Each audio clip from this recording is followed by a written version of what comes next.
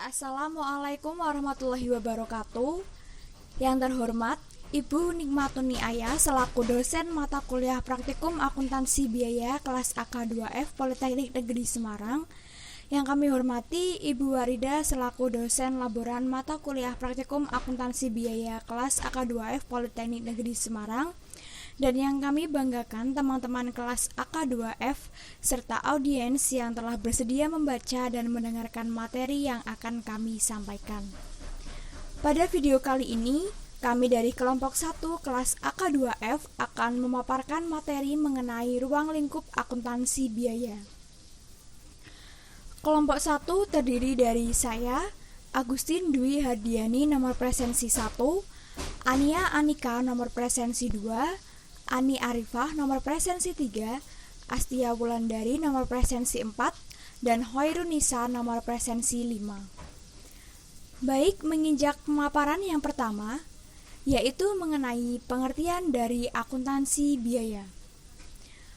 Akuntansi secara garis besar dapat dibagi ke dalam dua tipe, yaitu akuntansi keuangan dan akuntansi manajemen, di mana akuntansi biaya merupakan bagian dari dua tipe tersebut. Pengertian akuntansi biaya itu sendiri adalah proses pencatatan, penggolongan, peringkasan, dan penyajian biaya pembuatan dan penjualan produk atau jasa dengan cara-cara tertentu serta penafsiran terhadapnya. Pada intinya, akuntansi biaya merupakan salah satu bidang akuntansi yang diperuntukkan bagi proses pelacakan dan analisis terhadap biaya-biaya yang berhubungan dengan aktivitas suatu organisasi yang dalam prosesnya menghasilkan barang atau jasa. Kemudian, tujuan akuntansi biaya ada 3 pokok. Yang pertama adalah penentuan harga pokok produk. Untuk memenuhi tujuan penentuan harga pokok produk, akuntansi biaya mencatat, menggolongkan, dan meringkas biaya-biaya pembuatan produk atau penyerahan jasa. Biaya yang dikumpulkan dan disajikan adalah biaya yang telah terjadi di masa yang lalu atau biaya historis. Umumnya, akuntansi biaya untuk penentuan harga pokok produk ini ditujukan untuk memenuhi kebutuhan pihak luar perusahaan. Kedua, pengendalian biaya. Pengendalian biaya harus didahului dengan penentuan biaya yang seharusnya dikeluarkan untuk memproduksi satu satuan produk. Jika biaya yang seharusnya ini telah ditetapkan, akuntansi biaya bertugas untuk memantau apakah pengeluaran biaya yang sesungguhnya sesuai dengan biaya yang seharusnya tersebut. Akuntansi biaya kemudian melakukan analisis terhadap penyimpangan biaya sesungguhnya dengan biaya seharusnya dan menyajikan informasi mengenai penyebab terjadinya selisih tersebut. Dari analisis penyimpangan dan penyebabnya tersebut, manajemen akan dapat mempertimbangkan tindakan koreksi jika diperlukan. Ketiga, pengambilan keputusan khusus. Pengambilan keputusan khusus menyangkut masa yang akan datang. Oleh karena itu, informasi atau analisis biaya yang dibuat harus relevan untuk pengambilan keputusan khusus. Yang selanjutnya adalah tugas dari akuntansi biaya yang meliputi 1. Menyediakan data yang diperlukan untuk perencanaan dan pengendalian kegiatan. 2. Menyediakan data biaya untuk pengambilan keputusan sehari-hari atau proyek khusus yang memerlukan pemilihan alternatif yang harus diambil. 3. Berpartisipasi dan berkreasi dan menyusun budget. 4. Menetapkan metode dan prosedur pengendalian serta perbaikan operasi dan juga program pengurangan biaya. 5. Mengembangkan sistem dan analisis biaya dalam rangka penentuan harga pokok dan menganalisis penyimpangan dan pengendalian fisik. 6. Menyusun laporan biaya. Kemudian adalah konsep biaya yang terdiri dari 1. Biaya atau cost.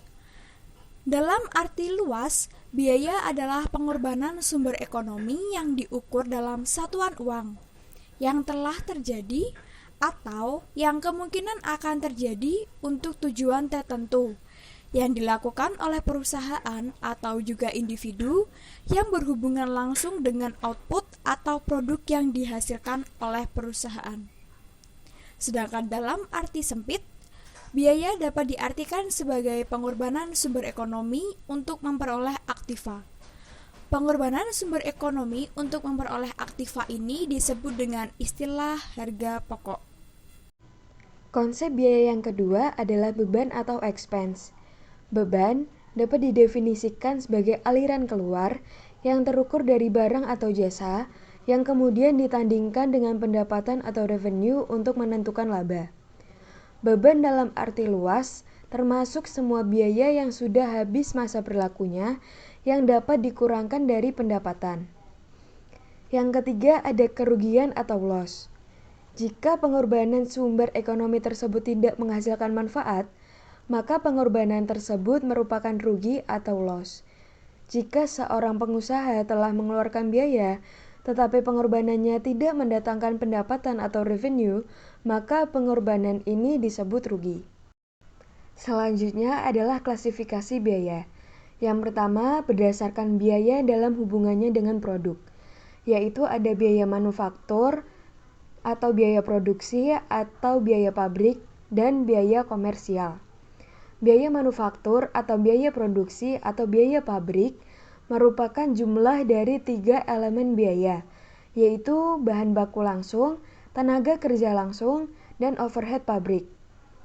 Bahan baku langsung yaitu semua bahan baku yang membentuk produk jadi dan dimasukkan dalam perhitungan biaya produk. Contohnya adalah baja pada mobil, denim pada jeans, dan alkohol pada kolon. Tenaga kerja langsung yaitu tenaga kerja yang melakukan konversi bahan baku langsung menjadi produk jadi dan dapat dibebankan secara layak ke produk tertentu. Contoh tenaga kerja langsung adalah bagian pola di perusahaan garmen, juru masak pada rumah makan, dan pilot pada perusahaan penerbangan. Overhead pabrik, yaitu biaya produksi selain biaya bahan baku dan tenaga kerja langsung, yang elemennya dapat digolongkan ke dalam pertama, biaya bahan penolong, lalu pemeliharaan aktiva tetap pabrik, biaya tenaga kerja tidak langsung, biaya listrik, air pabrik, penyusutan aktiva tetap pabrik, dan biaya asuransi pabrik. Bahan baku tidak langsung, yaitu bahan baku yang diperlukan untuk menyelesaikan suatu produk, tetapi bahan baku tersebut tidak menjadi bagian dari produk. Contohnya seperti amplas, paku, skrup, lem, dan pelumas. Lalu, tenaga kerja tidak langsung, yaitu tenaga kerja yang tidak dapat ditelusuri langsung ke konstruksi atau komposisi dari produk jadi. Contoh, gaji pengawas, operator telepon, gaji resepsionis, atau pembantu umum. Yang B, biaya komersial, di mana biaya komersial ini terdiri dari pertama, biaya pemasaran, yaitu biaya yang terjadi untuk melaksanakan kegiatan pemasaran produk, mulai dari titik di mana biaya produksi berakhir, yaitu ketika proses produksi selesai dan produk ada dalam kondisi siap jual. Contohnya, biaya promosi, biaya penjualan, biaya gaji bagian pemasaran, dan biaya pengiriman. Lalu yang kedua yaitu biaya administrasi dan umum. Biaya administrasi dan umum yaitu biaya untuk mengkoordinasi kegiatan produksi dan pemasaran produk, termasuk biaya yang terjadi dalam mengarahkan dan mengendalikan organisasi. Contohnya yaitu biaya fotokopi, biaya gaji bagian keuangan, biaya gaji bagian personalia. Baik, untuk klasifikasi biaya yang kedua, yaitu biaya dalam hubungannya dengan volume produksi. Yang pertama, biaya variabel adalah biaya yang jumlah totalnya berubah secara proporsional terhadap perubahan volume aktivitas dalam rentang yang relevan.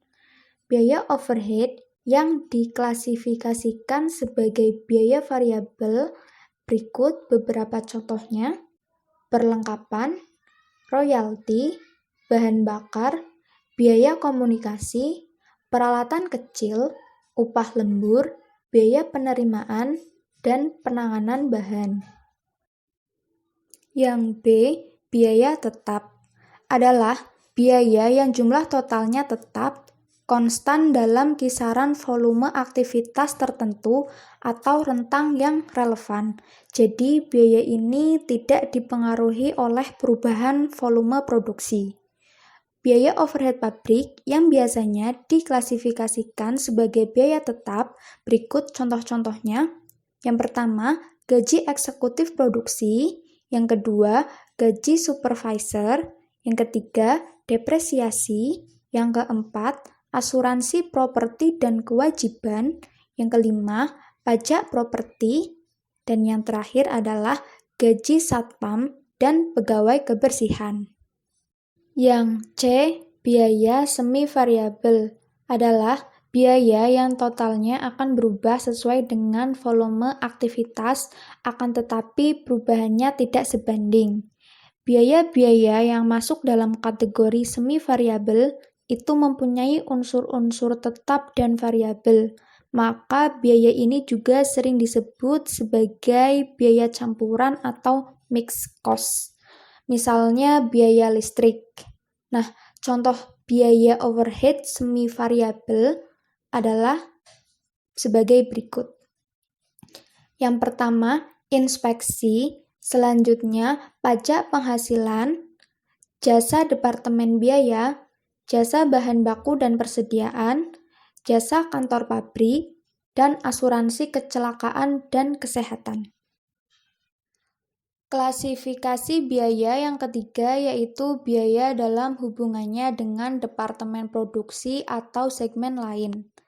Departemen-departemen dalam suatu pabrik biasanya dapat diklasifikasikan dalam dua kategori, yaitu yang pertama departemen produksi.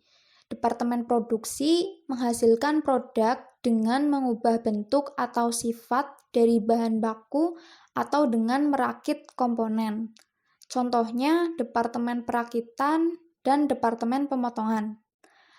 Yang B, departemen jasa.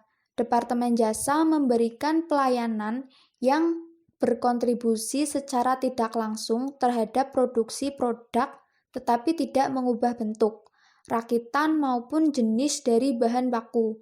Contohnya departemen pemeliharaan dan departemen penyimpanan. Untuk poin keempat, yaitu terdapat biaya dalam hubungannya dengan periode akuntansi. Hal ini terdapat dua poin. Yang pertama yaitu pengeluaran modal. Apa sih pengeluaran modal? Pengeluaran modal yaitu biaya yang mempunyai manfaat lebih dari satu periode akuntansi. Hal ini ditujukan untuk memberikan manfaat di masa depan dan dilaporkan sebagai aktiva. Contohnya yaitu biaya pembelian aktiva tetap, biaya reparasi, dan biaya promos. Yang kedua yaitu terdapat pengeluaran pendapatan. Pengeluaran pendapatan yaitu biaya yang hanya mempunyai manfaat dalam periode akuntansi dengan jangka waktu 1 tahun, memberikan manfaat untuk periode sekarang, dan dilaporkan sebagai beban. Aktiva akhirnya akan menjadi beban ketika dikonsumsi atau kehilangan kegunaannya. Contohnya yaitu biaya iklan, biaya telex, dan biaya tenaga kerja. Poin kelima yaitu terdapat biaya dalam hubungannya dengan suatu keputusan, tindakan, atau evaluasi. Hal ini terdapat 5 poin. Yang pertama yaitu biaya diferensial. Biaya diferensial adalah salah satu nama dari biaya yang relevan untuk suatu pilihan di antara banyak alternatif. Yang kedua yaitu terdapat biaya opportunities, yaitu sejumlah pendapatan atau manfaat lain yang mungkin hilang bila alternatif tertentu diambil. Yang ketiga yaitu biaya terbenam, yaitu suatu biaya yang telah terjadi dan oleh karena itu tidak relevan terhadap pengambilan keputusan. Dan yang keempat, terdapat biaya tidak relevan. Biaya tidak relevan yaitu biaya yang tidak mempengaruhi pengambilan keputusan. Oleh karena itu, biaya ini tidak perlu dipertimbangkan dalam proses pengambilan keputusan. Dan yang terakhir, terdapat biaya relevan. Biaya relevan adalah biaya yang akan mempengaruhi pengambilan keputusan. Pengambilan keputusan dapat berupa pemilihan dua alternatif atau pemilihan lebih dari dua alternatif. Sekian presentasi dari kelompok kami. Semoga ilmu ini dapat bermanfaat bagi kita semua dan mohon maaf yang sebesar-besarnya apabila terdapat salah kata maupun salah ucap. Sekian dari kami. Wabillahi taufik walhidayah. Wassalamualaikum warahmatullahi wabarakatuh.